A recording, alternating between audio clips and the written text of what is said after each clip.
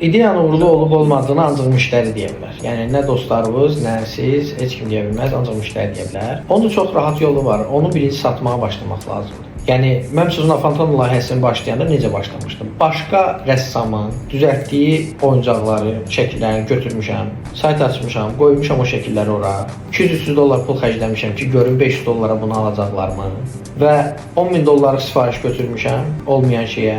Sonra həmin rəssamla əlaqəyə çıxmışam ki, burada babat pul var, sən az satırsan, gəl biz bunu bir yerdə eləyək. Mən sənə büdcə ayırıram, investisiya ayırıram deyə eləyək. O imtina edib. O imtina edəndən sonra mən fikirləşmişəm ki, daha 10.000 dollar götürmüşəm də, bunun qaytarmağın adı yoxdur.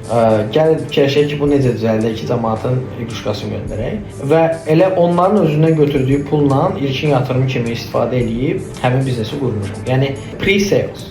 Yəni bunun ən yaxşı yolu olmayan şeyi əvvəlcədən satmaq. Hansı ki, mən yeganə adam deyiləm bunu eləyəndə. Deyək ki, tutaq ki, o sevdiyiniz, bəyənmədiyiniz Elon Musk deyək. Tutaq ki, o Cybertruck'ı çıxardıb tutaq ki, təqdim elədi ki, wow, biz Cybertruck düzəltmişik və itin də günündədir. Yəni heç bir şey polish olunmayıb da, mass production'a hazır deyil və s. Amma bir dənə prototip düzəldib, prezentasiyasını eləyib, sonra başlayıb o sifarişləri almağa. Onun üstündən 4-5 il keçəndən sonra o məhsul bazara çıxdı və yenə də pis gündə çıxdı. Çünki ilkin məhsul heç vaxt ideal olmur. O gərək bazara çıxsın, üstündə müəyyən işlər görülsün ki, o gəlib müəyyən səviyyəyə çıxsın. Amma o 100 dollar, 200 dollar pre-sale niyə alır? O data toplayır. Ki, yəni neçə nəfər ümumiyyətlə ciddidir fikrində ki, bunu almaq istəyər. Sonra o datanı götürür, tutaq ki, əlində 10 milyon pul gəldi, 100 dollardan tutaq ki, 10 min nəfər sifariş verdi. Gedir banka, deyir ki, ay bank, bax mənim 20 min dənə müştərim gözləyir. Mən bunu istehsal etsəm 20 min nəfər alacaq. İndi 20 mindən hamısı da almasa 5 min alacaq. Və bankdan həmin pulu çəkir